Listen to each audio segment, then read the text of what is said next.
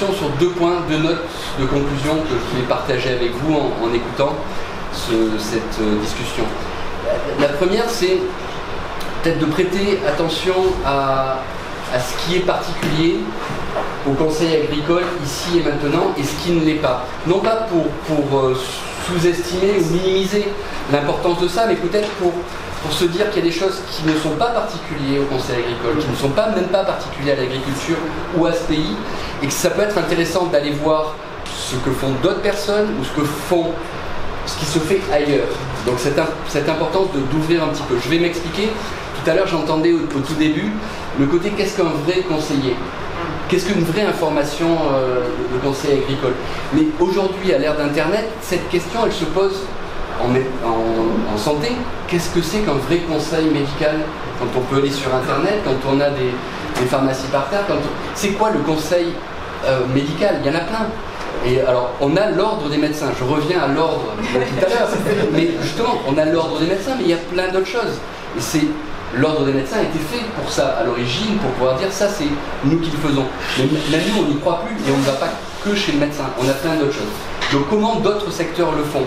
C'est pareil en éducation, c'est pareil dans plein de domaines. Qu'est-ce qu'une vraie information aujourd'hui ? C'est global et ce n'est pas que le conseil agricole.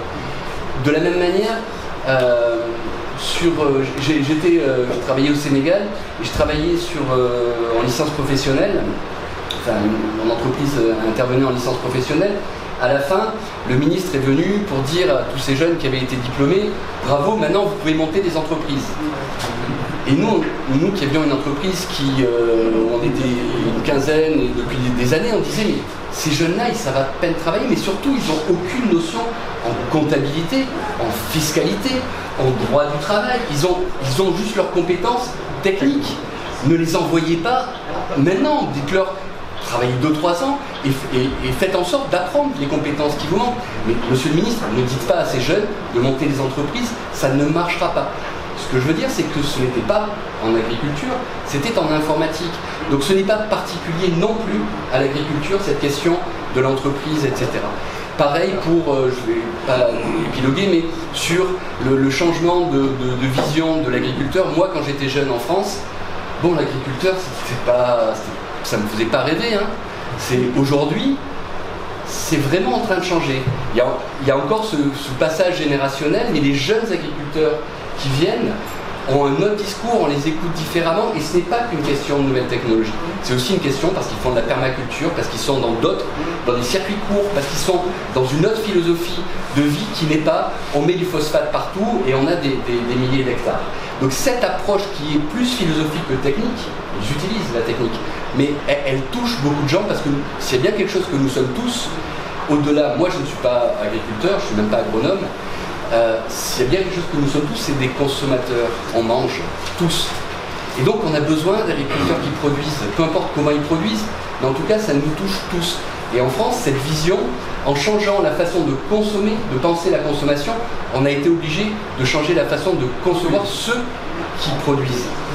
Et de les visualiser de manière plus positive pour ceux qui produisent bien, bon, en qualité, etc., plutôt que de faire de la pâtée pour chien qui est donnée dans les supermarchés. Donc ça, c'est ça aussi, c'est un petit peu tout ça. Donc de voir comment ça se fait ailleurs. Voilà, donc ça c'est un peu le côté particularisme et le danger du particularisme. La deuxième note de conclusion, c'est un petit peu ce que disait Gifty et ce que j'ai entendu à la pause. C'est de te dire, ah ben c'est court, et puis Philippe qui l'a dit tout à l'heure, on va sortir de là frustré. Moi il y a plein de questions que je voulais poser à plein de gens, et je les ai pas posées évidemment, et j'espère que vous aussi vous allez être frustrés, parce que c'est pas une question de temps. C'est-à-dire qu'on aurait pu passer 2 jours, on aurait pu passer 1 semaine, on pourrait passer 1 mois sans se quitter. En fait, on ne sortira pas satisfait. Alors on peut le voir de plusieurs manières. Pour moi, c'est très positif.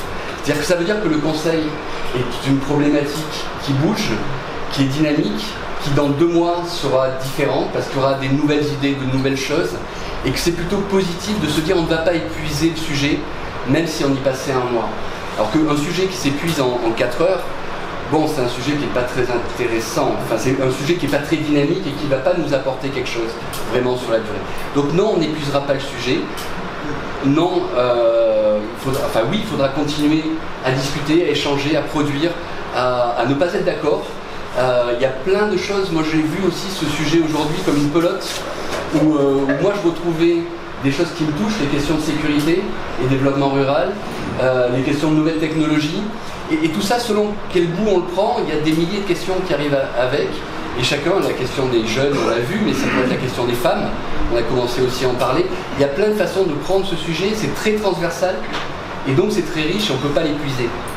Donc je vous remercie d'être venu avec vos différences de point de vue et d'expérience. Et puis on va continuer à travailler là-dessus.